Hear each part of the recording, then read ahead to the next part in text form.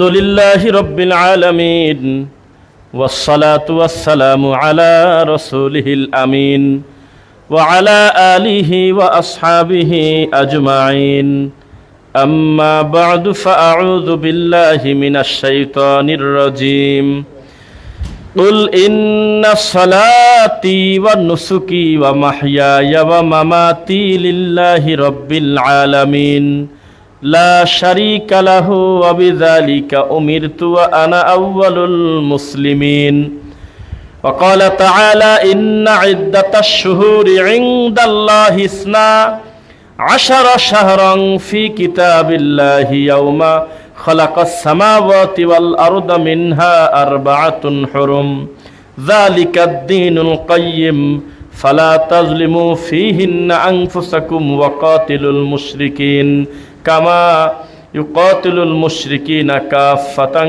কামা ইউকাতিলুনাকুম কাফা ওয়া আলামু আন্নাল্লাহা গনিয়্যুন হামিদ। আলহামদুলিল্লাহ, প্রশংসা আল্লাহর জন্য, শান্তি অবতীর্ণ হোক আল্লাহর রাসূলের উপরে। আল্লাহুম্মা সাল্লি আলাইহি আল্লাহুম্মা বারিক আলাইহি। আল্লাহর অশেষ শুকরিয়া। বৃষ্টি, রোদ, যাই কিছু হোক না কেন আমাদের উপরে, যেই বিষয়ে আমাদের কোনো হাত নাই, আল্লাহর সিদ্ধান্ত, এগুলোর ব্যাপারে আমাদের চিন্তা থাকবে যে আল্লাহ আপনার সিদ্ধান্ত আমরা মেনে নিলাম, আলহামদুলিল্লাহ। আর যদি অতিরিক্ত বৃষ্টি হয়ে ফসল ডুবে যাচ্ছে, ঘরবাড়ি ডুবে যাচ্ছে, সাধারণ চলাচল ব্যাহত হচ্ছে, আল্লাহর বান্দা কষ্টে আছে, তখন বলবে আল্লাহ আল্লাহুম্মা সায়্যিবান নাফিআন, আল্লাহ আপনি উপকারী বৃষ্টি দেন। বৃষ্টি বন্ধ করার ক্ষমতা তো আমাদের নাই, আছে? উপকারী বৃষ্টি দেন, যেই বৃষ্টির দ্বারা জমিনের কল্যাণ হয়, মানুষের উপকার হয়। তো যে কথা বলতেছিলাম, যে মাসে আমরা আসি, আরবিতে এই মাসটার নাম কি বলেন? জিলহজ, জুলহিজ্জা। আল্লাহর কাছে আমরা যে January, February, March, April, May, June, July, August, September, October, November, December, এই 12 মাস, বৈশাখ, জ্যৈষ্ঠ, আষাঢ়, শ্রাবণ, ভাদ্র, আশ্বিন, কার্তিক, অগ্রহায়ণ, পৌষ, মাঘ, ফাল্গুন, চৈত্র, 12 মাস আমরা আমাদের মতো করে যে একটা সিরিয়াল করে নিয়েছি, এই মাসের নাম এইটা, ওই মাসের নাম এইটা, আল্লাহ নির্ধারিত করেছে 12 মাসের নাম। তবে সেটাকে ইংরেজিতে, বাংলায় না আরবিতে? আরবিতে। আল্লাহর কাছে 4টি মহাসম্মানিত মাস আছে। কোরআন মাজিদের আয়াতটা পড়ি, ইন্না ইদ্দাতাশ শুহুরি ইনদাল্লাহি ইসনা আশারা শাহরান ফি কিতাবিল্লাহ। আল্লাহর কাছে সৃষ্টির শুরু থেকেই 12 মাসের হিসাব ছিল। সুবহানাল্লাহ।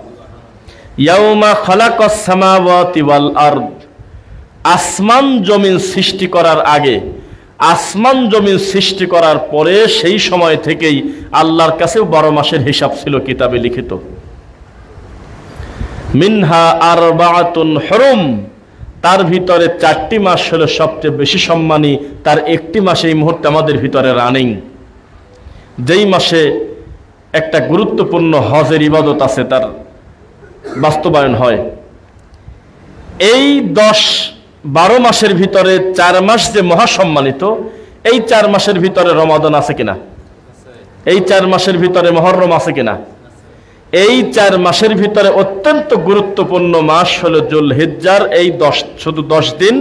নবী সাল্লাল্লাহু আলাইহি ওয়াসাল্লাম বলেছেন, রমাদানের পরে এই 10 দিনের থেকে বেশি কল্যাণকর সিয়ামের ফজিলত আশুরা, তারপরে আপনার মুহররমের যে সিয়ামটা আমরা পালন করি, এইটা আল্লাহ নবী সাল্লাল্লাহু আলাইহি ওয়াসাল্লাম রাখতেন। এরপরে এই ইয়াউমে আরাফার যে সিয়াম, সালাতাল্লাতি ক্বাবলাহু ওয়া সালাতাল্লাতি বাদা ইউকাফফার, এর কাফফারা হলো, এর প্রতিদান হলো, কেউ যদি একদিন সিয়াম পালন করে ইয়াউমে আরাফা, তাহলে তার অতীতের 1 বছরের এবং সামনের 1 বছরের পাপকে আল্লাহ ক্ষমা করে দেয়। এত বড় গুরুত্বপূর্ণ মাস এই মুহূর্তে আমাদের ভিতরে রানিং চলতেছে, আলহামদুলিল্লাহ। এই মাসের সবচেয়ে বড় তাওহীদের স্লোগান লাব্বাইক আল্লাহুম্মা লাব্বাইক, লাব্বাইক লা শারীকা লাকা লাব্বাইক, ইন্নাল হামদা ওয়ান নি'মাতা লাকা ওয়াল মুলক লা শারীকা লাকা লাব্বাইক। বারবার আল্লাহর তাওহীদের ধ্বনি হবে। হজ মানেই হলো খালি তাওহীদের স্লোগান, হজ মানেই শুধু তাওহীদের স্লোগান। ইমাম মালিক রাহিমাহুল্লাহকে বলা হলো যে হজে গেলে কি সব গুনাহ ক্ষমা হবে? তিনি বললেন যে সব গুনাই ক্ষমা হবে। তো বলল যদি শিরক করে দেয় তবুও ক্ষমা হবে? তিনি বললেন যে জি, ক্ষমা হবে। কারণ বারবার তাওহীদের স্লোগান দেওয়ার কারণে বান্দার অতীতের শিরকগুলোকে আমার আল্লাহ ক্ষমা করে দেয়। বেদাতের ক্ষমা নেওয়ার মেশিন হলো সুন্নাহ, আর শিরিকের ক্ষমা নেওয়ার মেশিন হলো তাওহীদ। লা ইলাহা ইল্লাল্লাহর স্বীকৃতি বারবার দিতে দিতে এই বান্দার শিরকের গুনাহ আল্লাহ ক্ষমা করে দিয়েছে, সুবহানাল্লাহ। এই জন্য হজ মানেই হলো তাওহীদের মানে প্রচার। হজ করার পরেও যারা বালা ব্যবহার করে, অষ্টাধাতু আংটি নেয়, তাবিজ ব্যবহার করে, তারা মানসিক প্রতিবন্ধী, তারা বুদ্ধি নাই, তাদের জ্ঞান নাই, তারা অযোগ্য, তারা মানুষ নামের অমানুষের মতো তারা কর্ম করেছে। কারণ হজ মানেই হলো তাওহীদের স্লোগান। এখানে ও তাবিজ পেল কোন জায়গা? এই মানেই তো আমি শিরককে কোরবানি করে দিলাম, এর মানেই তো আমি সমস্ত অন্যায়কে আমি দূরীভূত করে দিলাম।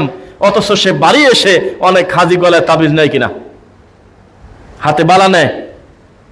আর আমাদের এলাকায় একটা বালা আছে, সে বালাটা একটু মোটা, ওটাকে বাতের বালা বলে বা এরকম। ওই বালা, কালারিং বালা দেখলেই আমরা বুঝতাম দিনই মনে হয় হাজি।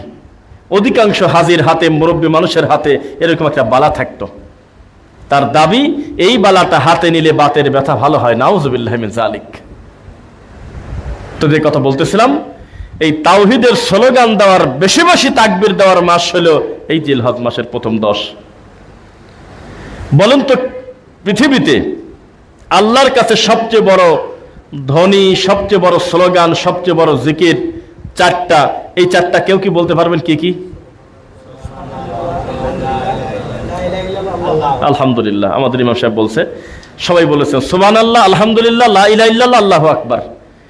সিরিয়াল যদি করেন আল্লাহকে ডাকার জন্য সবচেয়ে সুন্দর শব্দ কোনটা, জিকির, এই চারটা প্রথমে আসবে। এই চারটার স্লোগানের ব্যাপারে বারবার উৎসাহিত করা হচ্ছে। জানিয়ে দাও, মানুষকে বলে দাও তাওহীদের স্লোগান বারবার, ওয়া রাব্বাকা ফাকাব্বির, তোমার রবের তাকবীর দিতে থাকো, যেটা সুবহানাল্লাহ, আলহামদুলিল্লাহ, আল্লাহু আকবার, লা ইলাহা ইল্লাল্লাহ দিয়ে শেষ হবে। তো এত সুন্দর একটি বারাকার মাস, এই মাসে কুরবানির ঈদ মানে ঈদুল আজহা। আর আমি গাজীপুরের কিছু লোকের মুখে শুনছি, এই সাইডে মনে হয় না, ওই পুবাইল বা ওই দিকের লোকের মুখে শুনছি যে এটাকে তারা বলে বকরি ঈদ। আপনারা শুনছেন কিনা তা আমি জানি না, শুনছেন না? হয়তো কয় বকরি ঈদ। এটা কেন বলে এটা বুঝলাম না। বকরি মানে কি? বাকারা মানে যদি গাভী ধরে, তো তাও এটা কি গাভীর ঈদ এটা বলা যায়? ঈদুল আজহা, ঈদুল ফিতর এইভাবে বলেন আপনি। তো তারা বলে যে বকরি ঈদ, এবং খুব ঠান্ডা মাথায় বলে, এটাকে খুব ইজি করে নিয়েছে। একজন একজনের কাছে গল্প করতেছে যে মেয়েটাকে বিয়ে দিছে, দোয়া করবেন। কবে? কয় বকরি ঈদের পরের দিন। এটা একটা মস্কারা। আল্লাহর কাছে সবচাইতে খুশির দিন, একেবারে রেজিস্ট্রি প্রাপ্ত খুশির দিন, আনন্দের দিন, পালনীয়, উদযাপনীয়, মজার দিন হলো দুইটা। একটা হলো ঈদুল আজহা, আর একটা হলো ঈদুল ফিতর। কারণ নবী সাল্লাল্লাহু আলাইহি ওয়াসাল্লাম যখন মক্কা থেকে মদিনায় যায়, তখন দেখে যে কত রং তামাশা, তার আর শেষ নাই। কত যে দিবস তারা পালন করে তার হিসাব নাই। বিভিন্ন মেলা উদযাপন করে। আশুরাকে এমনভাবে পূজনীয় দিবস বানিয়ে নিয়েছে তারা, যা মজার বলার মতো কিছু নেই। তখন নবী সাল্লাল্লাহু আলাইহি ওয়াসাল্লাম বলল, সমস্ত দিন তোমরা আমাকে দিয়ে দাও, বিনিময়ে আমি তোমাদেরকে দুইটা দিন দিলাম। একটা হলো ঈদুল আজহা, একটা হলো ঈদুল ফিতর। এই ঈদুল আজহার দিন আমাদের সামনে, আল্লাহ আমাদের কবুল করুন, আল্লাহুম্মা আমিন। এই ঈদুল আজহাকে, কুরবানিকে কেন্দ্র করে অনেক জাল হাদিস, মিথ্যা কথা, ভুল তথ্য, ভুল আমল আমাদের সমাজে আছে কিনা বলেন? আছে। বিশ্বাস করেন, একটা সময় আমাদের সমাজের পরিস্থিতি, আলেম ওলামার বক্তব্যের পরিস্থিতি এমন ছিল, এটা হলো ল্যাংটা লোকের মাঝে কাপড় পরা লোকের মতো। যেই সমাজে ট্র্যাডিশন হলো কাপড় না পরা, সেই সমাজে একটা জুব্বা টুপিওয়ালা লোক যদি ঢুকে যায়, তাকে দেখে সবাই লজ্জা পাওয়ার কথা। সবাই সিসি বলবে যে এই লোকটা বেহায়া, এই লোকটা কাপড় পরছে। কারণ কাপড় না পরাটা তারা একটা নিয়ম বানায় এনেছে। তা আমাদের সমাজে আমরা বিশ্বাস করেন, শুনছিলাম যে ইব্রাহিম আলাইহিস সালাম তার ছেলে কুরবানি করার সময় ছুরি চালায় কাটে না। উনি ধার পরীক্ষা করার জন্য পাথরের উপরে মারল, পাথর ভাগ হয়ে গেল। বিভিন্নভাবে চেষ্টা করতেছে, কিন্তু কাজ হয় না। আকাশ থেকে 100 দুম্বা আসলো, এটা আসলো, স্বপ্নে দেখলো 100 উট, 100 দুম্বা, বিভিন্নভাবে চেষ্টা করে, কাজ হয় না। তখন আল্লাহ বলল, তোমার সবচেয়ে প্রিয় জিনিস, এমন কোনো কথা আল্লাহ বলেই নাই। ডাইরেক্ট বলছে ছেলেটা কোরবানি দিয়ে দাও। একের কোরআনের আয়াত। একটা বারও বলে নাই আকার ইঙ্গিতে তোমার প্রিয় জিনিস, তুমি আমি ঘোড়া পাঠাবো, কি এইটা করবো সেটা করবো, কিছুই বলে, ডাইরেক্ট বলছে ছেলে কোরবানি দিয়ে দাও। ইন্নী আরা ফিল মানাম আন্নী আযবাহুকা ফানজুর মাযা তারা। বাদান, আমি গত রাতে স্বপ্ন দেখছি। আচ্ছা, মজার কথা, স্বপ্নই দেখলো এক রাত, আর এই বেদাতি হুজুররা আমাদের বোঝাইছে প্রথম রাতে আল্লাহ বলছে যে তুমি তোমার সবচেয়ে প্রিয় জিনিস কোরবানি দাও, তখন নাকি 100 উট কোরবানি দিয়ে দিয়েছে। অথচ ইব্রাহিম আলাইহিস সালাম গরিব নবী, দুনিয়াবী সম্পদের দিক থেকে দুনিয়ার সবচাইতে গরিব মানুষ হলো তিনি, তার প্রথম সিরিয়ালে তিনি উট পেল কোন জায়গা? কয়দিন আগে তিনি তার পরিবারকে রেখে আসলো কোথায়? তিনি নিজে বলতেছে যে তার উপার্জন চলন ক্ষমতার পরিস্থিতি কেমন, সেই মানুষের উপরে আমরা মিথ্যা আরোপ করলাম, 100টা উট তিনি কোরবানি করলেন। নাউজুবিল্লাহ মিন যালিক। আল্লাহর কাছে পছন্দ হইল না, পরের দিন তিনি 100 দুম্বা কোরবানি করলেন, তাও হলো না।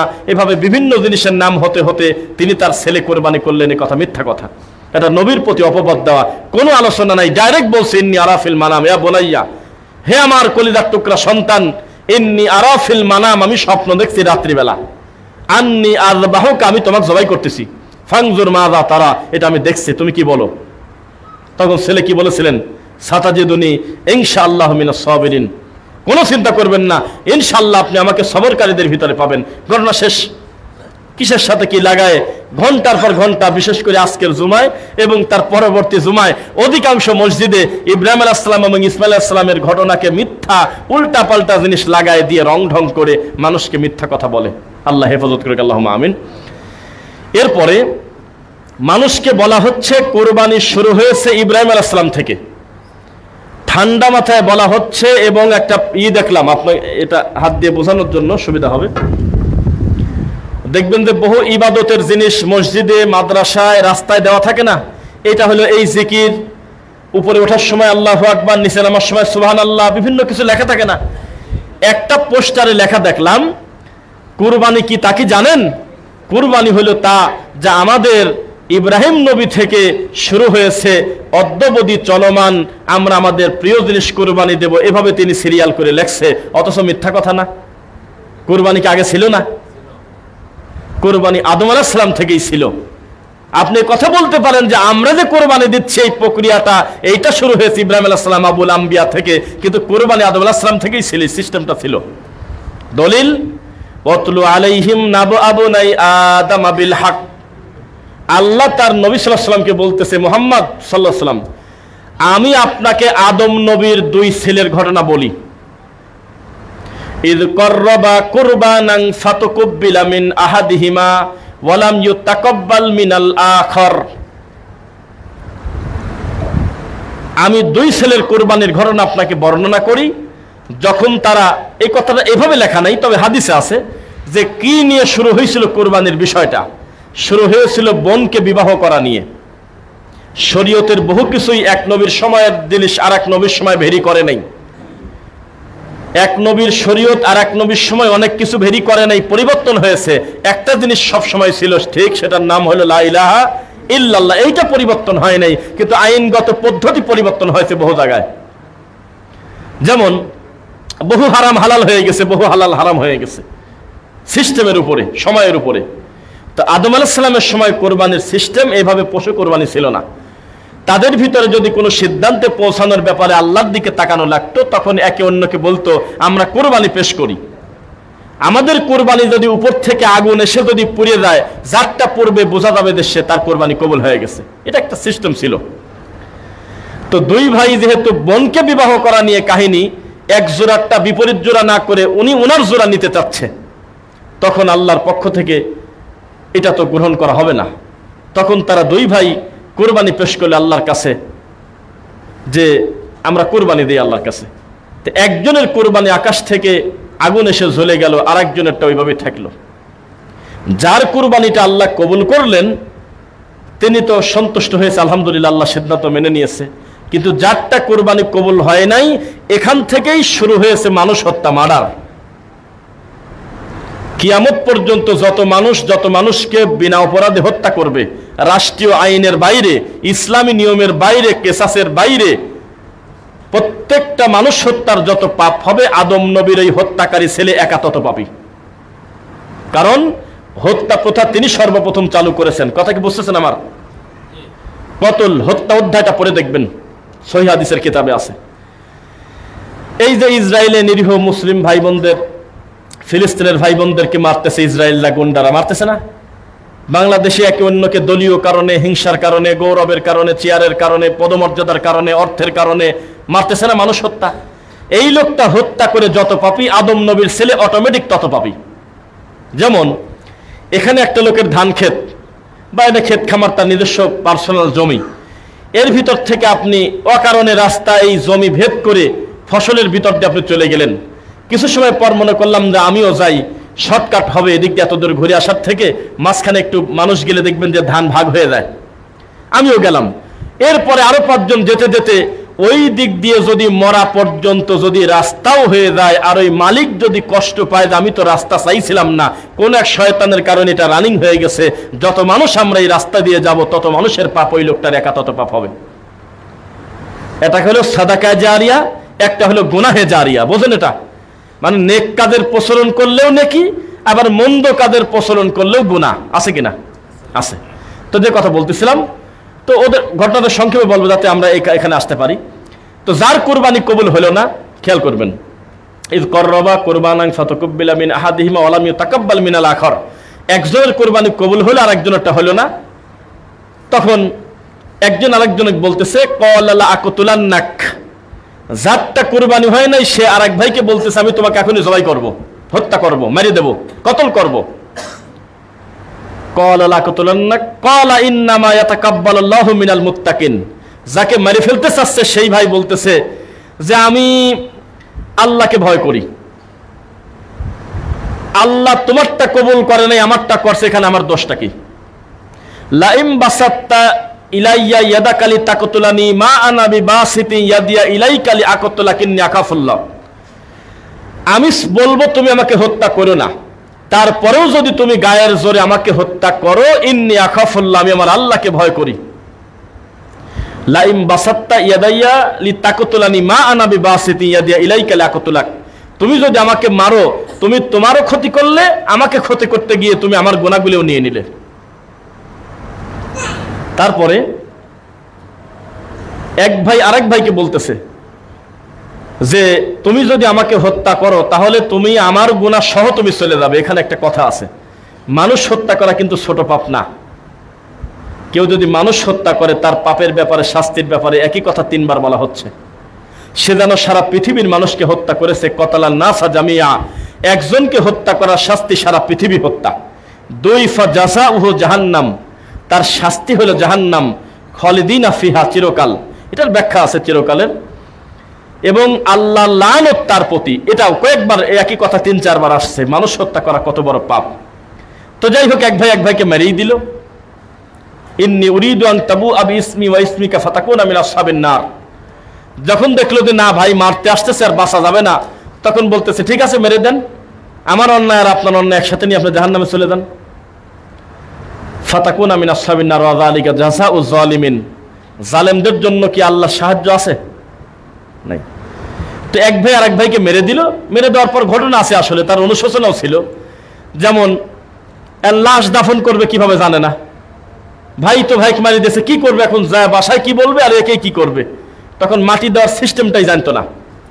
তখন কাক আসলো, কালো কাক চলে আসলো, এসে মুখ দিয়ে মাটি সরায় সরায় একটা আর একটাকে দাফন করলো। সিস্টেমটা দেখে ওই ভাইকে এভাবে দাফন করলো, মাটি চাপা দিল। এরপরে আফসোস করে বলতেছে হায় রে আমার কপাল, আমি এমন একটা মানুষ, আমি আমার ভাইকে মারলাম, দাফন পর্যন্ত করতে পারলাম না, আমি শিখি নাই, এই নিয়মটা আমার জানা নাই, আমি শুধু অহংকার বশত মানুষ হত্যা করলাম। পৃথিবীর যত বড় বড় পাপ সংগঠিত হয় অধিকাংশ হয় অহংকারের কারণে। একজন বড় আলেম, তিনি চুরি করবে না, ডাকাতি করবে না, গালি দেবে না, মাথায় বাড়ি দেবে না, সুদ খাবে না, ঘুষ খাবে না, আর একজনের অকারণে মাথার পর বাড়ি দেবে না, কিচ্ছু করবে না। কিন্তু এর থেকেও বড় বড় পাপ তার ভিতরে আছে রানিং করা, তার নাম হলো অহংকার। এলিমের অহংকার কিন্তু একটা বিরাট ব্যাপার। আমাদের দেশে অনেক বড় বড় বিদ্যালয় আছে, তার এলেম নিয়ে কোনো কথা নাই, বরং যে কোনো বিষয় তার কাছে জানতে চাইলে মুহূর্তের ভিতরে দলিল সহ তিনি একেবারে মুহূর্তের ভিতরে রেফারেন্স দিয়ে দেবে। তার বিদ্যা ভরা কিন্তু পেট ভরা হিংসা, আছে কিনা? তার মানে এই লোকটা জেনা করে না, ডাকাতি করে না, মিথ্যা বলে না, গালি কাউকে দেয় না, কিন্তু পেট ভরা হিংসার কারণে আরেক ভাইকে কষ্ট দেয়, ইনসাফ করে না। আছে নাকি? অহংকার। অহংকার একটা বড় ব্যাপার। এর অহংকার হলো নামাজি লোকের জাহান্নামে যাওয়ার একটা ট্যাবলেট। ভালো মানুষদের জন্য জাহান্নামে যাওয়ার জন্য সবচেয়ে মজাদার জিনিস হলো অহংকার। এই অহংকারের মাধ্যমে মানুষ আর গীবতের মাধ্যমে শর্টকাটে জাহান্নামে চলে যাবে। যখন ইবলিস দেখলে একে দিয়ে তো বেদাত করানো যায় না, এ তো শিরক করে না, জাহান্নামে শর্টকাটে যাওয়ার মতো কাজ তো করেই না, লোকটা একেবারেই তো বেঁচে থাকে, মাজারে টাকা দেয় না, পীরের মুরিদ হয় না, তাহলে কি করা যায়? তখন তার ভিতরে অহংকার ঢোকায় দিয়েছে, অটোমেটিক সে জাহান্নামে যাবে। তো যে কথা বলতেছিলাম, কোরবানি কিন্তু আদম আলাইহিস সালাম থেকে শুরু, কিন্তু আমরা যে কোরবানি করতেছি এটা ইব্রাহিম আলাইহিস সালামের পদ্ধতি, এইটা আল্লাহ সুবহানাহু ওয়া তাআলা আমাদের জন্য করেছেন। তবে কোরবানি আগেও ছিল। যাই হোক, যেমন সিয়াম, আমরা যে টাইমে ইফতার করি, যে টাইমে সাহারি খাই, আমাদের পূর্ববর্তী অন্য নবীর সিস্টেমে এরকম ছিল না। ওই মাগরিবের পরে এশার পরে খাইছে, ঘুমাইছে, সাহারি বাদ। আমাদের জন্য সাহারি দেওয়ার পর আল্লাহ নবী বললেন, তাসাহারু ফাইন্না ফিস সাহুরি বারাকা। কতই না খুশির খবর, তোমাদের পূর্ববর্তী ভাইরা সাহারি পায় নাই, তোমরা সাহারি পেয়ে গেলে, তোমরা ইচ্ছাকৃতভাবে সাহারি ত্যাগ করবে না, এটা বরকত আছে। আলহামদুলিল্লাহ, অনেক জিনিস পরিবর্তন হয়েছে, কিন্তু কি জিনিস পরিবর্তন হয় না দেখি বলেন তো? হ্যাঁ, মনে আছে একটা জিনিস কোন নবীর ব্যাপারে পরিবর্তন হয় নাই, সেটা হলো লা ইলাহা ইল্লাল্লাহ। এটার অর্থ কিন্তু তাওহীদ। এটার অর্থ কি? তাওহীদ। এই তাওহীদ যেখানে, শিরিক নাই সেখানে, সুন্নাহ যেখানে, বেদাত নাই সেখানে, বেদাত যেখানে, সুন্নাহ নাই সেখানে। তো এই মাসে কত কাজ আমরা মনে করে নিয়েছি শুধু কোরবানি করাই কাজ, এটা একটা অবশ্যই ইবাদত, কিন্তু আরো তো অনেক কাজ আছে। আল্লাহর জিকির আছে না, তাসবিহ আছে না? আছে। সকাল সন্ধ্যা জিকির, বেশি বেশি তাকবীর পাঠ করা, অনেক কাজ আমাদের আছে। সিয়াম পালন করা, ইয়াউমে আরাফার সিয়াম নিয়েও তো ফেসবুকে দ্বন্দ্বের শেষ নাই। কয়েকটা বিষয় আমাদের সালাফি আলেম ওলামার ভিতরেও একমত হতে হবে, সেটা জরুরি না। রুকু পেলে রাকাত কিনা, রুকু থেকে উঠে আমি আগের মতো করে হাতটা ওইভাবে বাঁধবো কিনা, তারপরে আপনার ভাগে কোরবানি দেব কিনা, তারপরে হাজিরা যেদিন আরাফায় বসে আমি খবর পেলাম, আমি কি ওই দিন সিয়াম পালন করব না আমার দেশের হিসাবে আমি রাখবো, এটার ব্যাপারে মতানক্য। দেখেন আপনি হিসাব করে, এমন এমন লোক মতানক্য মানে ইখতিলাফ করেছে, তাদেরকে আপনি রায় দিতে পারবেন না। বিশাল বড় বড় ডক্টর, বড় বড় মাদানি, বড় বড় বিদ্বান, সর্বোচ্চ শ্রদ্ধার সাথে যেখানে আপনার সুযোগ আছে আপনি সেভাবে আমল করবেন ইনশাল্লাহ, তবে দ্বন্দ্ব করা যাবে না। যারা বলেছে 9 জিলহজ এই তারিখ হিসেবে আমরা সিয়াম পালন করব, তার কাছেও রেফারেন্স আছে। যারা বলেছে যেহেতু বলা হয়েছে ইয়াউমে আরাফা, আরাফার দিন উল্লেখ করা, তাহলে এখানে কোনো তারিখ উল্লেখ নাই, আমরা ওই যখন খবর পাবো তখন আমরা রাখবো। আরেকজন আবার বলতেছে যে আগেও তো এই সিস্টেম ছিল না, যে সৌদি আলা কি করে, তাহলে এখন যেহেতু খবর পাইছি তাহলে ওদের চাঁদ দেখায় আমি একবারে সারিয়ে নেই। তো এটাও তো আপনি রায় দিতে পারতেছেন না, সম্ভব? এটা তো রায় দেওয়া যাচ্ছে না। যেই ব্যাপারে ইখতিলাফের সুযোগ আছে সেটা ওইভাবে রাখেন, কিন্তু দ্বন্দ্ব করার জন্য যদি শিরকের ব্যাপারে কেউ যদি নরম হয় তাকে ছাড় দেবেন আপনারা? এই ব্যাপারে কোনদিন ছাড় দেব না, কিন্তু যে ব্যাপারে নরম আছে এটা থাকুক। তো যাই হোক, একদিন সিয়াম পালন করলে 1 বছরের অতীতের সানাতাল্লাতি কবলা পিছনে ও সানাতাল্লাতি বাদা পরে, 1 বছরের পিছনে 1 বছরের সামনে আল্লাহ গুনাহ ক্ষমা করে দেবে, সুবহানাল্লাহ। এরপরে কুরবানি সংক্রান্ত আমাদের অনেক ভুলভ্রান্তি আছে, আছে কিনা? ইউটিউবে কিছু মানে হাইব্রিড আল্লাহওয়ালা লোক খুঁজে পাওয়া যায়, মানে ইউটিউব আল্লাহওয়ালা। সে কেমন? একটা লোক বলতেছে যে গরুটা কত দিয়ে কিনলেন, তিনি বললেন যে 2,25,000 টাকা। তো ওজন কত? তিনি বলল যে ওজন হলো এত, স্কেলে দেখছি। কোথার থেকে একটা লোক ঢুকে যায় বলতেছে কি নাউজুবিল্লাহ আস্তাগফিরুল্লাহ, কুরবানের জিনিস কোনোদিন ওজন করে নেয় নাকি? এবং ওনাকে সাপোর্ট দিয়ে বাকি লোক এমন ভাবে তাকবীর দিচ্ছে যে ওজন করার কারণে 2 জনকে পারলে ধরে মারে। এটা অতি বুজুর্গি হয়ে গেল না? এটা তো গোস্ত খাওয়ার জন্যই আল্লাহ ব্যবস্থা করছে, তাকওয়া দেখবে শুধু আল্লাহ। আপনি আগেই কথা বলতে গেলেন কেন? অবশ্যই সুষ্ঠুপুষ্ট দেখে কিনবেন, অবশ্যই ওজন বেশি দেখে কিনবেন, অবশ্যই দেখবেন মাংস বেশি আছে কিনা, ঢক আছে কিনা। কি বলেন এগুলো বুজুর্গি কথাবার্তা? এখানে যত বেশি মাংস হবে আপনার মুমিন ভাই তত বেশি খাবে। আপনি কি করেন এইসব কথা? আপনি ঘেঁকা ধরে নিয়ে যাবেন আর বলবেন যে আমি হলো ভিতরের খবর আল্লাহ জানে। আপনি অবশ্যই চেষ্টা করবেন ওজনটা বেশি আছে কিনা, যদি সুযোগ থাকে মাপলেন, না হলে নাই। মাংস বেশি হবে কিনা, আমি যে টাকা দিয়ে কিনতেছি এই টাকা অনুযায়ী এটা কেনা আমার ঠিক হচ্ছে কিনা, আমি আরো তদন্ত করি আমি ঠকতেছি কিনা। এত বুজুর্গি কোথায় আমাদের দেশে।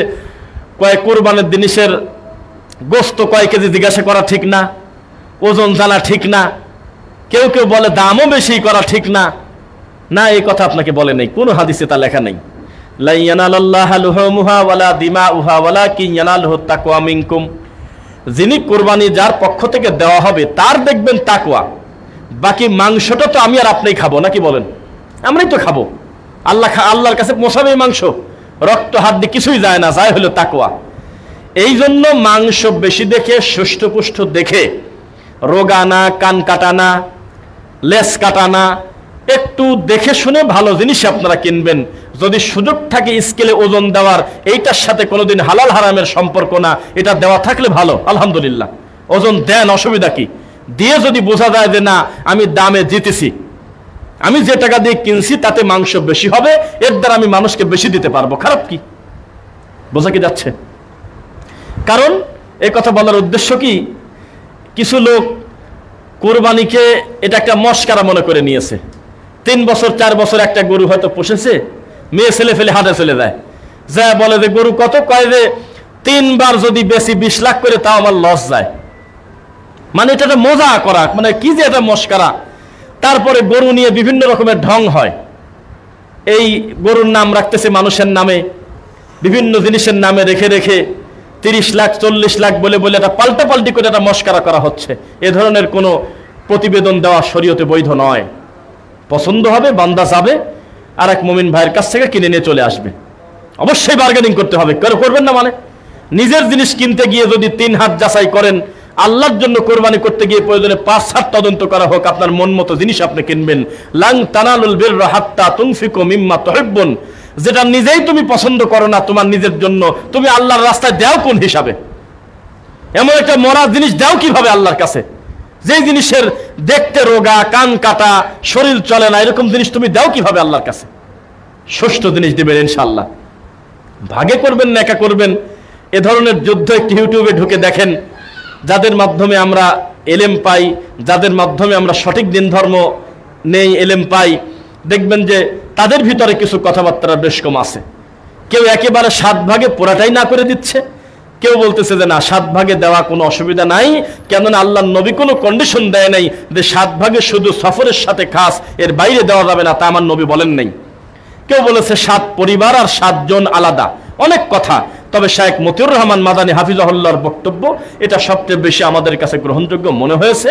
দলিলের আলোকে আপনি মানলে আপনার ইচ্ছা, নইলে আপনি আপনার মতো তদন্ত করেন। সেটা কি, ভাগে কোরবানি দেওয়ার ব্যাপারে কোনো কন্ডিশন নাই, ভাগে কোরবানি দিতে কোনো নিষেধ নাই।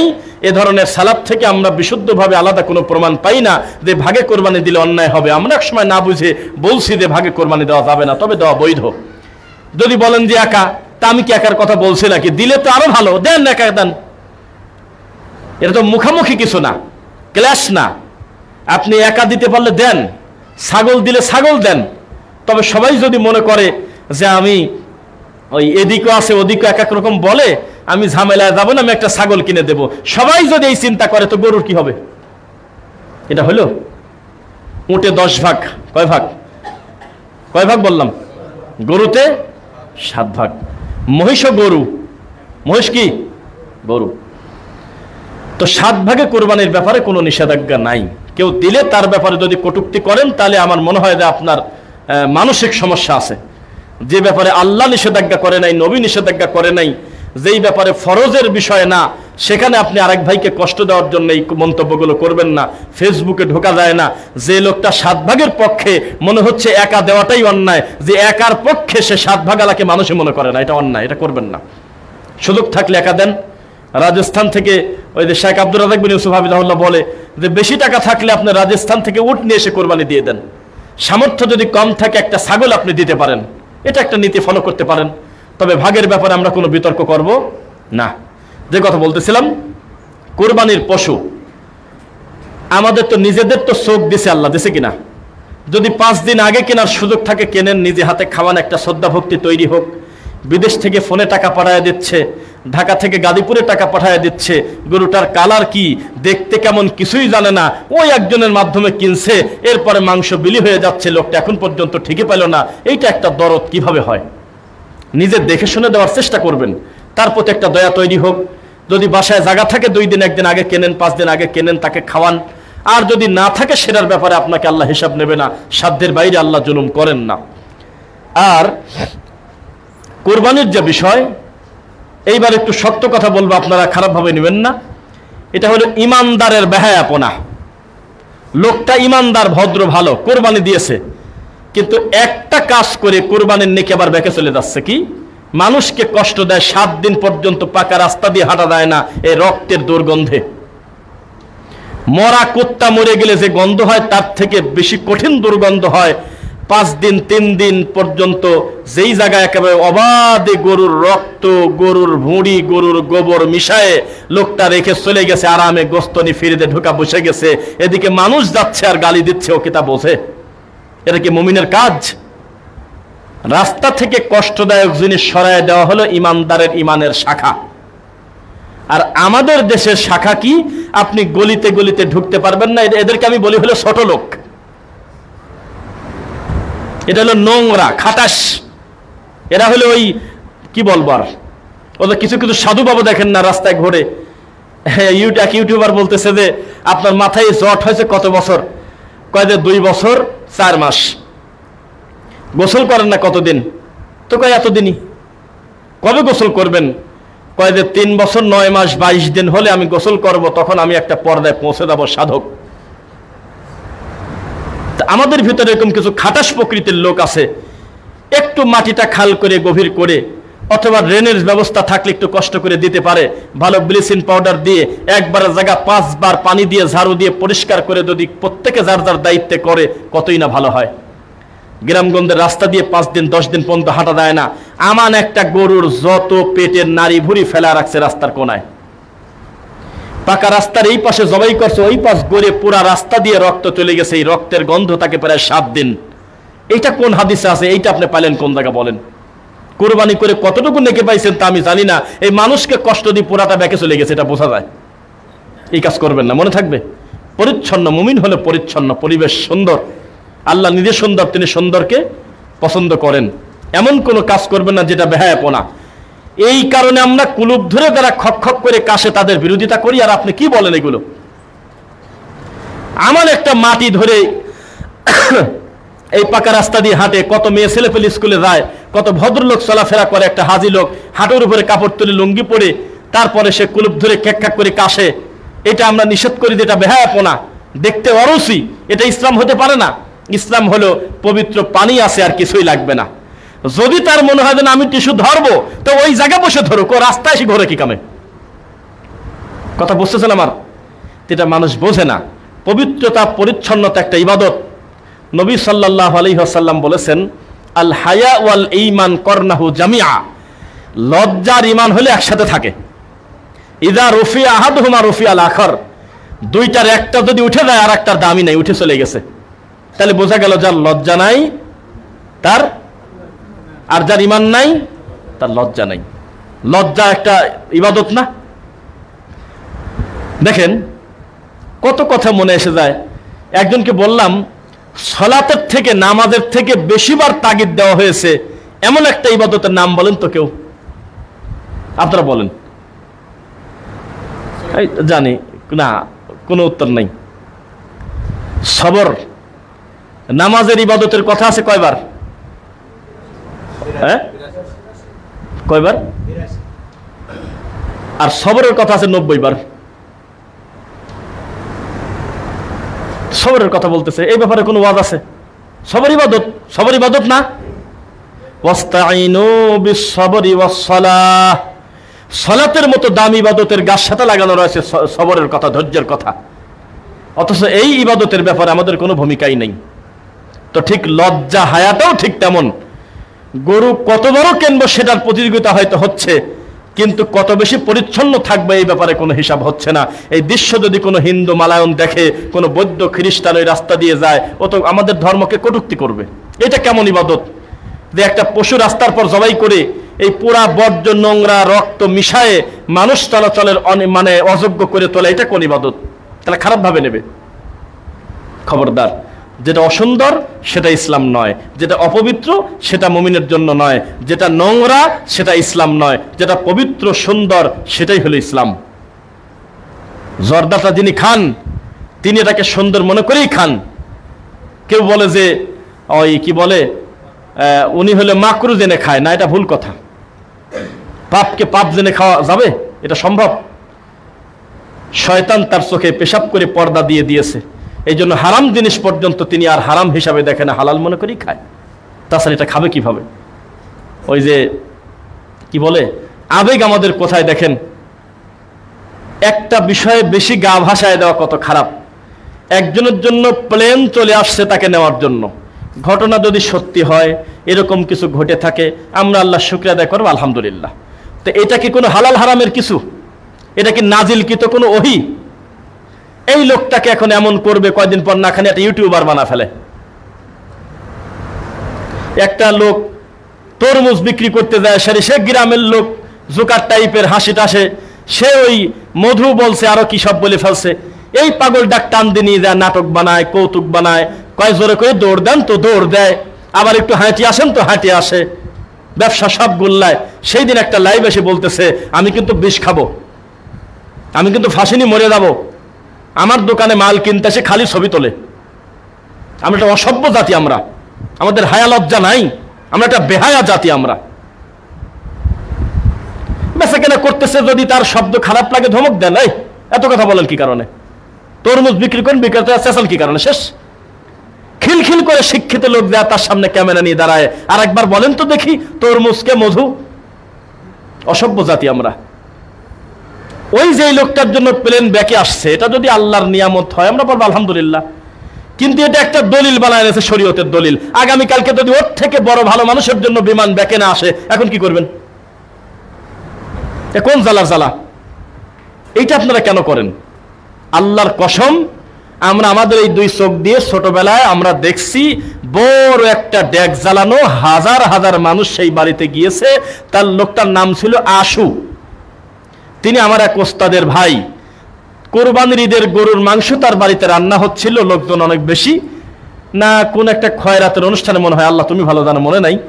এখন ওই প্রচার হয়ে গেল, আল্লাহ লেখা একটা গরুর গোস্তের পিস, যতই ওটা নিচে দিক বারবার উঠে চলে আসে, বিভিন্ন লোকজন চলে আসতেছে, ওটা দেখে আসি। পরে ডাইরেক্ট কথা আমরা পালাম না যে আলিফ লাম লাম হা এটা আছে কোন জায়গায়, কেউ বলে না, খালি বলে বোঝা যাচ্ছে, মনে হয়, হতে পারে, এত সময় ছিল, এই তো দাগ দাগ দেখা যায়। তো গাছে গাছে আল্লাহর নাম, গোস্তে আল্লাহর নাম পাওয়া গেল, গরুর 6টা পাও আছে, আমিন না লিখে যাবেন না, এটা পাগলের কারবার না? কত আবেগ আমাদের। একজন লেখছে, ফেসবুকের ওসিলায় এত এলেম পাচ্ছি যার শেষ নাই, তবে একটা ঝামেলা, আমল করার টাইম পাচ্ছি না। একটু পরপর নবীর হাদিস 40টা, একটু পরপর বুখারীর নাম্বার সহ হাদিস পেশ আছে, কিন্তু যে পোস্ট দেয় ও আমল করার সময় পায় না। এত হাদিস আমল করবে কোন জায়গা? মানুষ হয়ে গেছে একটা অসভ্যের মতো। প্রতিদিন তার 5টা পোস্ট করা লাগবে, একটু পরপর নিজের ছবি ফেসবুকে দেয়, এটা লজ্জাও তো লাগে।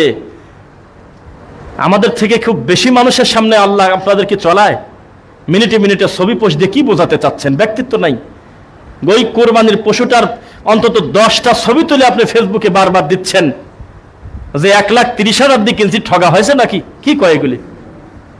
এটা হলেও একই জিনিস একদম 10-20 টাকা কম বেশ হতে পারে কিনা? আপনার মতো একটা বলদ পায় হয়তো ধরা আদেছে হাতে, আবার একটা চালাক লোকের কাছে পড়ে গেলে হয়তো 95টাও বিক্রি করতে পারতো। এটা তো ব্যক্তির সাথে সম্পর্ক, এটা আসমান থেকে রেট আসে না, আসে যে আসমান থেকে রেট এসে গেছে, আমার কিছু করার নাই, এটা আবার ফেসবুকে দেয়। এটা ব্যক্তিত্বহীন কাজ। কোরবানির পশু এহরামের কাপড় পরে সেলফি দেওয়া দেখছি আমি। এহরামের কাপড় পরে সেলফি দিয়ে লাগতেছে, এহরামের কাপড় পরে আমাকে কেমন লাগছে বন্ধুরা? হতে গেছে, হোমরাতে গিয়েছে। তো এই যে একটা ব্যাপার, মানুষ লোক দেখানোর জন্য আজকে প্রতিযোগিতা করতেছে।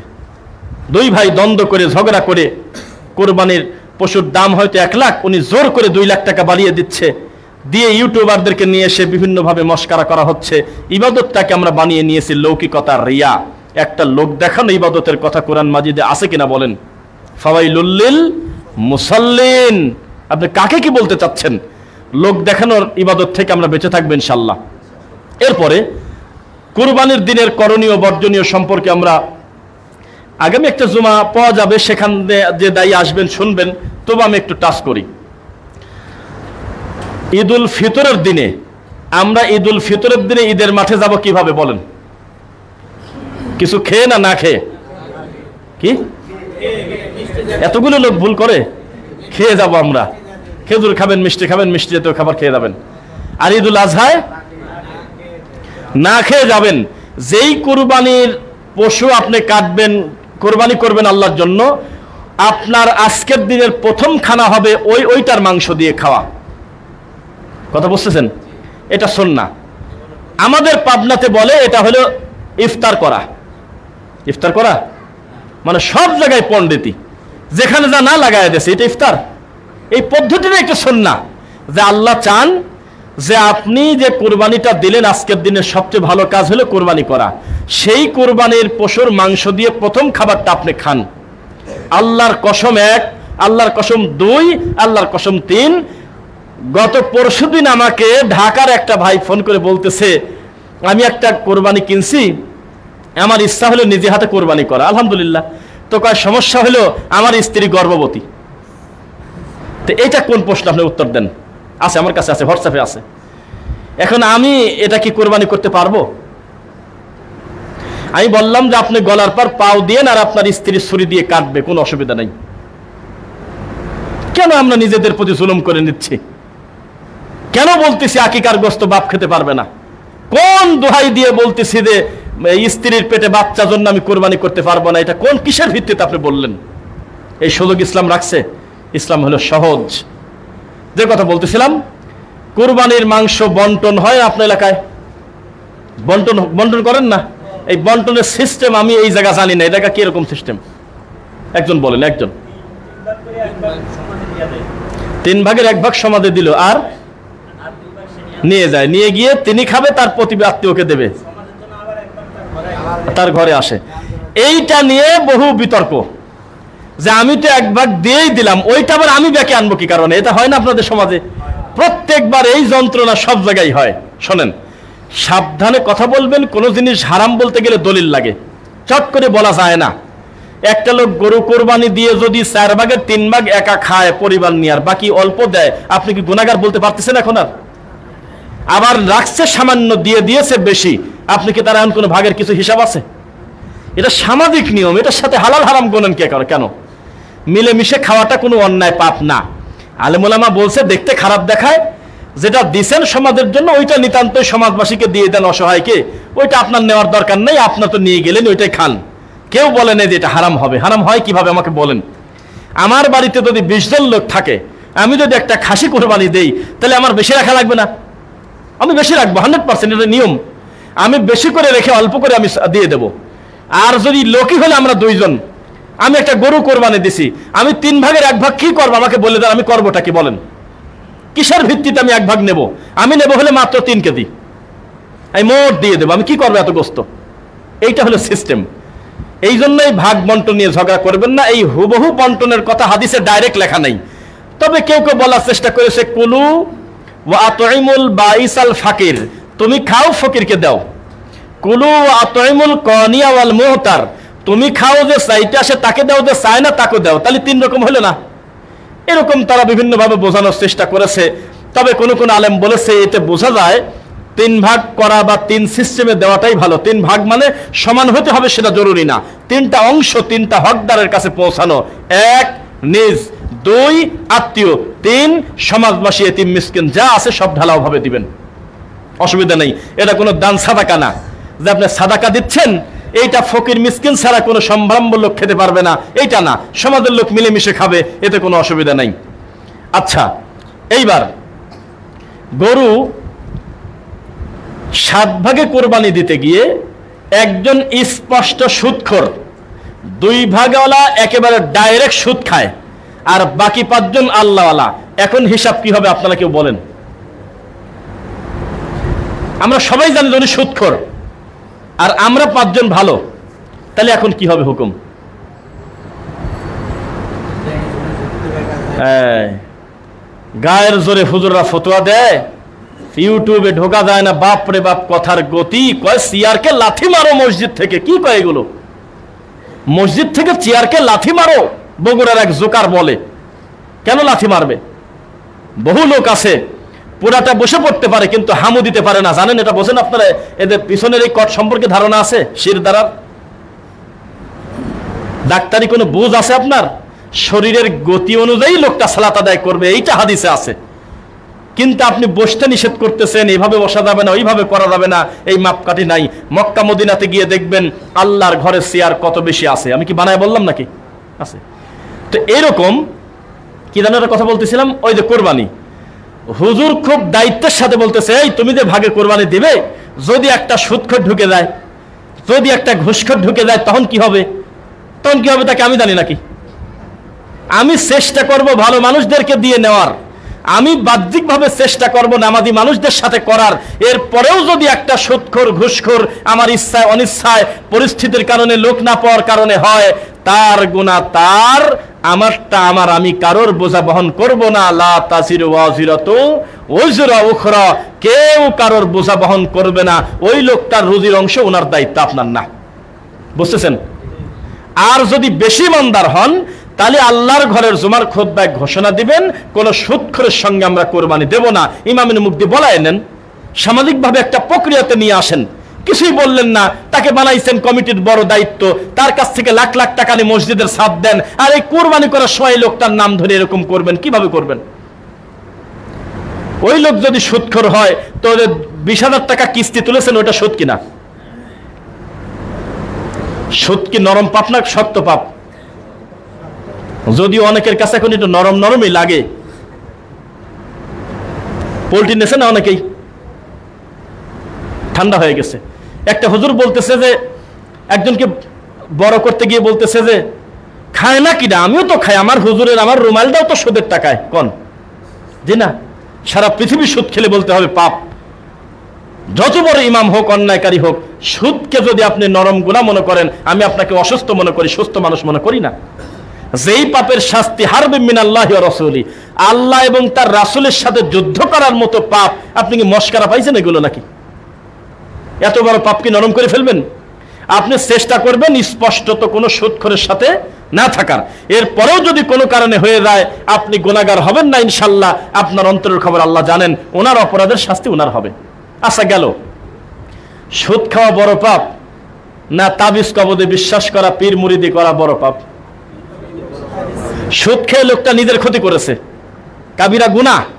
আর শিরিক করে লোকটা ধর্মের ক্ষতি করে লোকটা একেবারে বেঈমান হয়ে গেছে। এখন কি করবেন? কত পীরের মুরিদের সাথে তাবিজের ব্যাপারী, গলা ভরা তাবিজ, তারপরে হাতে বালা, কত রকমের মানতের লোকের সাথে মিলে আমরা চলতেছি। কি করব বলেন? পাপীকে পাপী বলে জানবেন। আর এই কথাটা মিথ্যা, এই কথাটা একটা ধোঁকা, যে পাপকে ঘৃণা করো পাপীকে নয়, এটা কোনো কথা না। এটা নাস্তিকদের কথা, এটা মুসলমানের কথা না।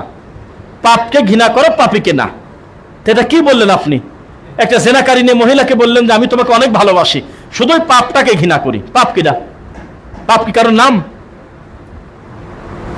পাপীকে ঘৃণা করতে হবে, তাহলে পাপ থেকে বেঁচে থাকা আপনার জন্য সহজ হবে। ভালো মানুষদের সঙ্গে উঠা বসা করবেন, কিছুই না হোক আতরের ঘানটা তো গায়ে লাগবে। ভালো মানুষদের সঙ্গে চলাফেরা করবেন। আল্লাহ তৌফিক দিক, আল্লাহুম্মা আমিন। আচ্ছা, অনেক কথা মনে পড়তেছে, দ্রুত বলে ফেলি। ঈদুল আজহা হোক, ঈদুল ফিতর হোক, ঈদের সালাতের সাথে সাথে একে অন্যের সঙ্গে মুসাফা করে কোলাকুলি করবেন, ঠিক কিনা বলেন? সবাই তো ঝুলে ঝুলে মারিয়ে দিচ্ছেন আপনারা। বাপ ছেলের সাথে কোলাকুলি করতেছে, আপন ভাই ভাইয়ের সাথে কোলাকুলি করতেছে, অথচ কেবল দুইজন একসাথে বাড়িতে আসলো। কি কয় এগুলো? এটার নাম দেশে সুন্নাহ। মুআন, যদিও কোলাকুলি কিন্তু হাদিসে নিষেধ। কোলাকুলি বলে কোনো হাদিসে কোনো কথা নাই। কোলাকুলি মানে একে অন্যকে বুকের সাথে জড়া ধরে উল্টে ফেলানো, এরকম কোনো কথা কোরআন হাদিসে নাই। এটার নাম মুআনাকা নয়। হাদিসে আছে হলো মুসাফাহা, মুআনাকা। মুআনাকা কিসের সাথে কি মিলানো? হ্যাঁ, আর আমরা পেটের সাথে পেট মিলাই না, তো এটা কোলাকুলি। আগন্তুক অনেকদিন পরে আমি আজকে খুতবা দিতে আসলাম, আপনি আমার সাথে কোলাকুলি করবেন, মুআনাকা করবেন। অনেকদিন পরে আমি এই মসজিদে আসলাম, আপনি আমার সাথে মুআনাকা করবেন। অনেকদিন পরে আমি আমার এক মুসল্লি ভালো ভাইয়ের সাথে আমি দেখা, আমি তার সাথে মুআনাকা করব। আপনি কেবল একসাথে চলাফেরা করলেন, ঈদের কারণে আপনাকে কোলাকুলি করতে হবে, এর কোনো বিধান শরীয়তে নাই। মনে কি থাকবে? এরপরে নতুন টাকা নিয়ে বসে আছে, তাকে সালাম করবে, তার নাম দিবে সালামি। এই শব্দটাই অসল। সালাম কি টাকার বিনিময় হয়? তো এই শব্দটা বাইর করছে কিনা? সালামি, কেউ কয় সেলামি, বিভিন্ন শব্দ বলে, সালামি বলে কোনো কথা নাই। এই কথা চলবে না। ঈদের দিনে মাকে সালাম করতেছে, মা তখন মাথাটা তুলে বেটাকে পকেট থেকে টাকা দিচ্ছে, কিছু টাকা দিচ্ছে আর কি।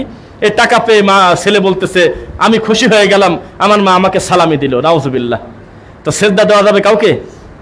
মাথা নিচু করে এভাবে কদম বুসি করা যাবে? যাবে। হিন্দু হলে যাবে, পীরের মুরিদ হলে যাবে, মুসলমান হলে যাবে না। মুসলমান হলো আসসালামু আলাইকুম ওয়াইদা হাইয়্যিতুম বিতাহিয়্যাতিন ফাহাইয়্যু বিআহসানা মিনহা আও রুদ্দুহা। যদি তোমাদেরকে কেউ সালাম দেয় তোমরা তার থেকে বেশি করে দাও। বেশি করে মানে বলেন তো কি? রহমাতুল্লাহ বলে দাও। আর ওই লোক যদি রহমাতুল্লাহ বলে তুমি বারাকাতুহু বলো। কেউ কয় মাগফিরাতু জান্নাতুল ফেরদাউস বলে আপনাদের ভিতরে, দেখেছেন কোনোদিন? হ্যাঁ দেখছেন না? মানে ও উত্তর দিচ্ছেই, শেষ নাই, এটা করা যাবে না। সর্বশেষ সীমানা কি? রহমাতুল্লাহি ওয়া বারাকাতুহু আও রুদ্দুহা, অথবা সমান সমান ফিরায় দাও। তাও যদি মন না ভরে, অনেকদিন পর দেখা, হাতটা বাড়িয়ে দিয়ে দুইজন মুসাফা করো, দুইজনের হাত বের হওয়ার পরে আল্লাহ সগীরা গুনাহকে ক্ষমা করে দেবে। এরপরেও যদি মনটা না ভরে, দুইজন মুআনাকা করো, কাদের সাথে কাঁধ মিলিয়ে ফেলো, এটার জন্য আল্লাহ পুরস্কার দিবেন। এটি সুন্নাহ। কিন্তু কোলাকুলি করা এটা একটা সাধারণ সিস্টেম, একজন একজনের সাথে, বাপ ছেলের সাথে, এটার সাথে কোনো ইবাদতের হালাল হারামের কিছু না। কিন্তু ঈদের মাঠের জন্য আমরা একটা সুন্নাত বানিয়ে নিয়েছি, এটা করা যাবে না। দুই, তাড়াতাড়ি বলি, ঈদের দিনে আমাদের পাবনা সুজানগরে, জায়গার নাম বললে ঝামেলার দরকার নেই, ওই জায়গা যদি কেউ ঈদের সালাত পড়ে সালাম ফেরানোর পরে যদি চলে যায়, ও না, খুতবা শোনার পরে যদি কেউ চলে যায়, তাকে লোকজন বলে বিয়াদব। দুই, এক, কেউ যদি মোনাজাত করছে শুধুমাত্র গোরস্থানে যায় নাই, তাকে বলে বিয়াদব। দুই, এটা আমাদের গ্রামের নিয়ম। মাইকে পর্যন্ত বলে দিচ্ছে যে মিলাদ হবে, দোয়া হবে, এরপরে আমরা সবাই মিলে কবরে সোয়াব রিসানি বলে আর কি, সোয়াব রিসানির উদ্দেশ্যে আমরা কবরে যাব, সেখানে আমরা সবকিছু বক্সাবো, ডেলিভারি দেব, কারণ এখনো তো জ্বলতেছে, উপরে তো যায় নাই। এরপরে আমরা বাড়িতে যাবো। নাউজুবিল্লাহ মিন যালিক। ঈদের দিনকে নির্দিষ্ট করে কবর জিয়ারতের উদ্দেশ্য করা, এটা একটা পূজা করার মতো, দিবস পালন করার মতো হয়ে যায়। আপনার শরীরের গতি অনুযায়ী যে কোনো সময় বাপের কবরে যাবেন, মনে থাকবে। ঈদের দিনকে নির্দিষ্ট করে নেবেন না, ইনশাআল্লাহ। এরপরে ঈদের দিনে বহু চাঁদাবাজি হয়, এইটা একটু কমানো উচিত, এটা জুলুম। প্রত্যেকেই মনে করে নিয়েছে ঈদ উপলক্ষে আমাকে খুশি করবে উনি। লোকজনের সামনে ফকির থেকে শুরু করে, গাড়িওয়ালা থেকে শুরু করে, ঈদের মাঠে ঢুকতেছে 3 পর্ব, সমাজের টাকা, গোরস্থানের টাকা, ঈদগার টাকা, সাদা আছে তাদের টাকা, তারপর ইমামের টাকা। এটা নিতান্ত এটা ফকিরের বাস্তার মতো কাম, বেহায়াপনা। ডাইরেক্ট সামাজিকভাবে টাকা তুলে নেন, সামাজিকভাবে টাকা তুলে নেন। ইমামের সামনে সামনে বস্তা ধরা দেখতেও তো একটা খারাপ লাগার কথা। অথবা একবারই বলে দেন যে সবার সামনে যাবে, নিজ দায়িত্বে আপনারা কিছু টাকা দিয়ে দেন। একবার ফকিরের একটা সিরিয়াল করে, আবার গোরস্থানের জন্য সিরিয়াল করে, ঈদগাহ মাঠের পাশে করা লাগবে।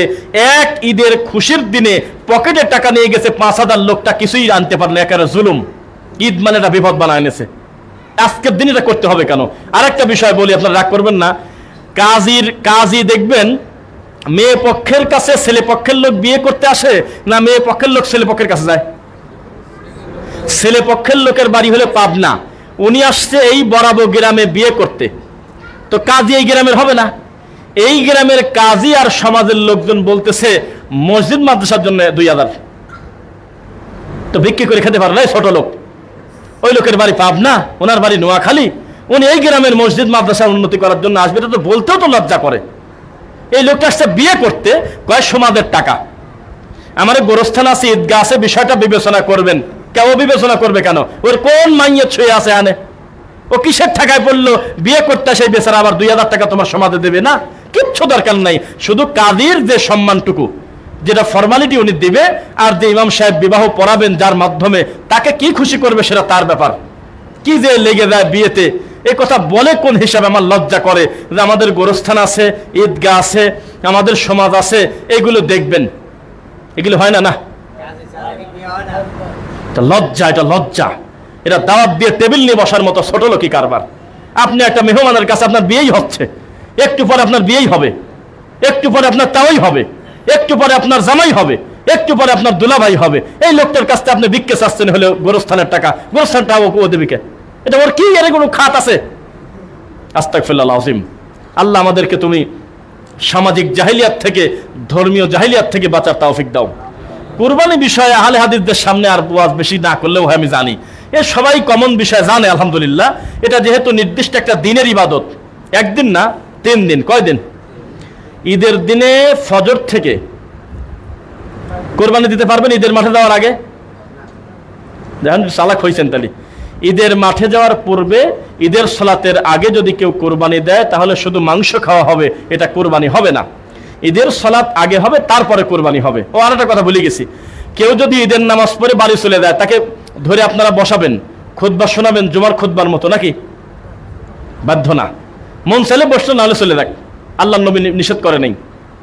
শুনবে খুতবা, ভালো কথা শুনবে, একটা বড় সমাবেশ, বড় অ্যাসেম্বলি, কিন্তু উনি বাধ্য না। আর খুতবা একটাই যথেষ্ট। আর সালাম ফেরানোর পরে তিনি চাইলে তার জরুরত থাকলে চলে যেতে পারে।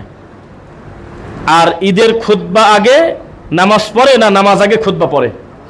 নামাজ আগে খুতবা পড়ে। মসজিদে যতই জায়গা থাক, বৃষ্টি আসার পরেও যদি পরিবেশ থাকে উপরে পর্দা দিয়ে কিছু দিয়ে পড়ার চেষ্টা করবেন, বাইরে পড়ার। একেবারেই নিরুপায় হলে ওটার ব্যাপারে জিজ্ঞাসা করার দরকার, কি বোঝাই যায়। চেষ্টা করবেন বাইরে পড়ার ইনশাল্লাহ। মাঠে, খোলা মাঠে পড়বেন, কোনো মেম্বার নিয়ে। তারপরেও আপনার কি বলে ডাকাডাকি, লা আজান ওয়ালা নিদা ওয়ালা ইকামা, আজান নাই, ডাকাডাকি নাই, কিছুই নাই, ইমামের এটা বলার অধিকার নাই। আর আছে 10 মিনিট, আর আছে 5 মিনিট, জামাত যদি মিস করেন কর্তৃপক্ষ দায়ী থাকবে না, কথা বলা যায় না। ও মিস করলে তাতে আপনার কি? ঈদের নামাজের জামাত মিস করে সেটা কি মানুষ এটা নাকি? তে পাগলের জন্য আপনি কাঁদেন কি কামে মাইকে? যারা আসার কথা ভালো মানুষরা, তারা চলে এসেছে ইমানের গতিতে, সারা মাস সিয়াম পালন করছে, তার ইমানের গতিতে চলে আসবে ফজরের পরপর কোরবানি দেবে। মনের আত্মতৃপ্তি, লোকটা ফজর জামাতে পড়েছে, এই লোকটার জামাত মিস করার আর সুযোগ নাই, টাইম মতো তিনি ঈদের মাঠে চলে আসছে। এরা হলো মূল লোক। আপনি যদি বলেন যার 5টা মিনিট দেখি, কিছু কিছু এখনো মাথা দেখা যায়, এটা হলো না, এটা করবেন না। টাইম টু টাইম করে দেবেন ইনশাল্লাহ। আল্লাহ তাআলা আমাদের তুমি ভুলগুলো ক্ষমা করো।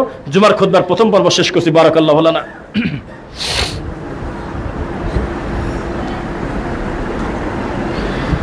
আলহামদুলিল্লাহ, ফাইন্না খায়রুল হাদিসি কিতাবুল্লাহ ওয়া খায়রুল হুদা হুদা মুহাম্মদ সাল্লাল্লাহু আলাইহি ওয়াসাল্লাম ওয়া শাররুল উমুরি মুহদাসাতুহা কুল্লু মুহদাসাতিন বিদআ ওয়া কুল্লু বিদআতিন দালালা ওয়া কুল্লু দালালাতিন ফিন্নার।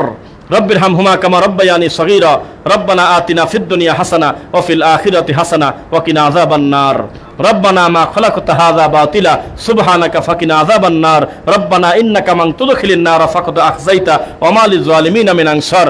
রব্বানা ইন্নানা সামি'না মুনাদিয়ান ইউনাদি লিল ঈমান আন আমিনু বিরাব্বিকুম ফাআমান্না। রব্বানা ফাগফির লানা যুনুবানা ওয়া কাফফির আন্না সাইয়্যাতিনা ওয়া তাওয়াফানা মা'আল আবরার। আল্লাহুম্মা আ'iজ্জিল ইসলাম ওয়াল মুসলিমিনা ফি ফিলিস্তিন। আল্লাহুম্মা আ'iজ্জিল ইসলাম ওয়াল মুসলিমিনা ফি বাংলাদেশ। আল্লাহুম্মা আ'iজ্জিল ইসলাম ওয়াল মুসলিমিনা ফি বাংলাদেশ। আলহামদুলিল্লাহ, আমরা মানে টাইমের বিষয় খেয়াল করছিলাম না, তারপরে বৃষ্টির কারণে হয়তো সম্ভবত কি কারণে বুঝলাম না, এখনো কিছু ভাই আসলেন একটু আগে। চেষ্টা করবেন আপনি আসার পরে জুমাতে আল্লাহর ঘরে আজান পড়ুক, ইনশাল্লাহ পড়েন। নিয়তটা এইভাবে করবেন, আমি যে মসজিদে সালাত পড়তে যাব, আমি যাওয়ার পরে যাতে আজানটা পড়ে। মনে থাকবে নাকি? বোঝেন নাই মনে হয়? মানে আমার সামনে মুয়াজ্জিন আজান দিক, তার মানে আমি টাইম মতো চলে যাব। এইটা আপনারা চেষ্টা করবেন। শুধু আব্দুল মুমিন ভাই, আব্দুল হক ভাই, এরা মনে রেজিস্ট্রি করা এই 2 জন লোকই আসবে নাকি নেবে, আপনার কোনো দরকার নাই। এটা হলো ইমানের গতিতে আপনি আগে আসবেন, ডানে দাঁড়াবেন, ইমামের কাছাকাছি থাকলেন, এরপর ধারাবাহিকভাবে সিরিয়াল আসবে। এর তো একটা পুরস্কারও আছে নাকি? আপনি ডিমও পাইলেন না, তাহলে লাভটা কি? উট পালেন না, গরু পালেন না, ছাগল পালেন না, তারপরে মুরগি পালেন না, ডিম পালেন না, কিছুই না, খাতা বন্ধ করে ফেরেশতা চলে যায়, তখন ঢোকে। এটা করা যাবে না। আল্লাহ তাআলা আমাদের অতীতের ভুলগুলো তুমি ক্ষমা করো। আল্লাহর কাছে আমরা দোয়া করি, যারাই আশা করে কোরবানি কিনেছে এবং কিনবে, আল্লাহ আমাদের মনের নেক আশা যেন পুরা করে দেন। এই কোরবানিটা যেন আল্লাহর জন্যই হয়, আল্লাহ তুমি তৌফিক দাও। ইন্না সালাতি ওয়া নুসুকি ওয়া মাহইয়ায়া ওয়া মামাতি লিল্লাহি রাব্বিল আলামিন। আমাদের সালাত, আমাদের কোরবানি, আমাদের জীবন, আমাদের মরণ সব কার জন্য? আল্লাহর জন্য। আল্লাহর কাছে আমরা দোয়া করি।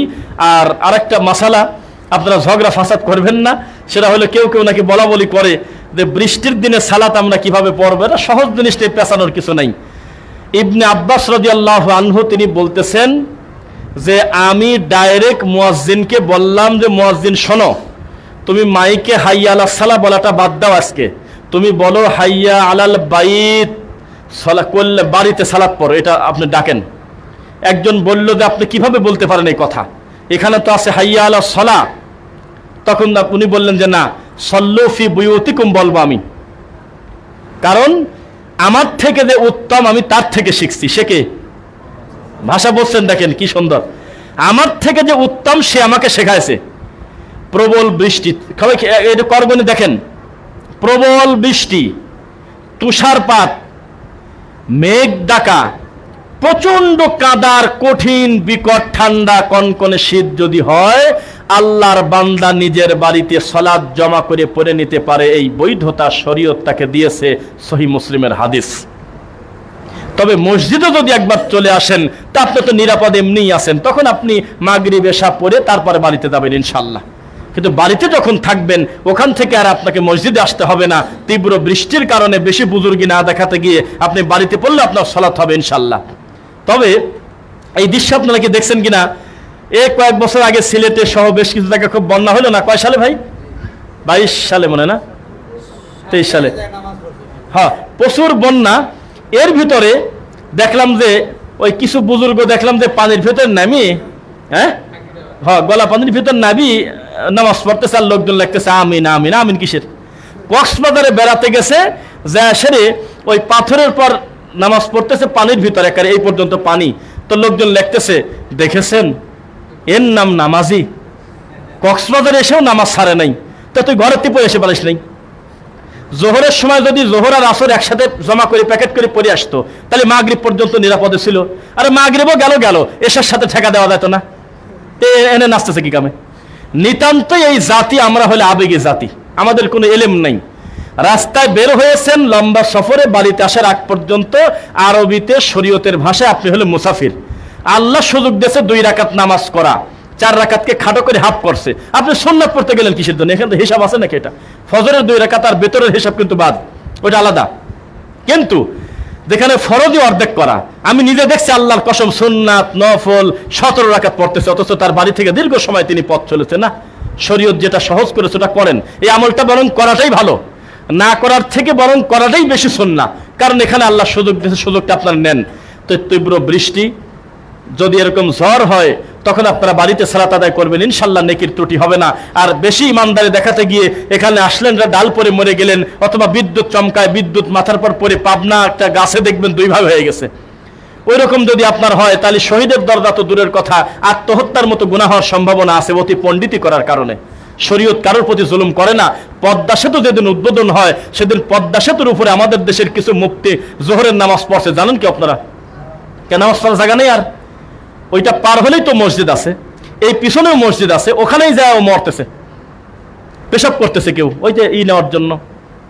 মেট্রো রেলের সিটের উপর লিখতেছে ওই জহরা প্লাস ইমরান। জাতি অসভ্য না? যেখানে যা করার দরকার সেটা করবেন। ঈদের দিন কোরবানি করতে হবে বিষয়টা তা না, ঈদের দিন তো ফজর নামাজের পরেও তো ঈদের দিনই কোরবানি করতে পারবেন। যখন যে আইন যেই সময় যখন করার দরকার আমরা সেটা করবো ইনশাল্লাহ। আল্লাহর কাছে বলি, আল্লাহ আমাদের ভুলভ্রান্তি ক্ষমা করো, এই যে সময়টা পার করছে এর জন্য আমার প্রতি দুঃখ রাখবেন না। এই বৃষ্টির ভিতরে যায় আপনি আর বাসায় কি বা করতেন, আমরা কথার একটা পর্দায় ছিলাম। আল্লাহ আমাদের ভুলভ্রান্তি ক্ষমা করে দিন, আল্লাহুম্মা আমিন। আল্লাহ, ইমাম বুখারী মসজিদ ও মাদ্রাসা কমপ্লেক্স থেকে তোমাকে আমরা জানাই, আমরা তোমার প্রতি সন্তুষ্ট আলহামদুলিল্লাহ। তুমি আমাদের সালাত আদায় করার মতো পরিবেশ করে দিয়েছো। দিন দিন তাওহীদপন্থী মানুষের সংখ্যা বাড়তেছে, আমরা আল্লাহকে ভয় করে আল্লাহর দিনের উপরে থাকতে চাই ইনশাআল্লাহ। সুবহানাক আল্লাহুম্মা ওয়া বিহামদিক আশহাদু আল্লা ইলাহা ইল্লা আনতা আস্তাগফিরুকা ওয়া আতুবু ইলাইক।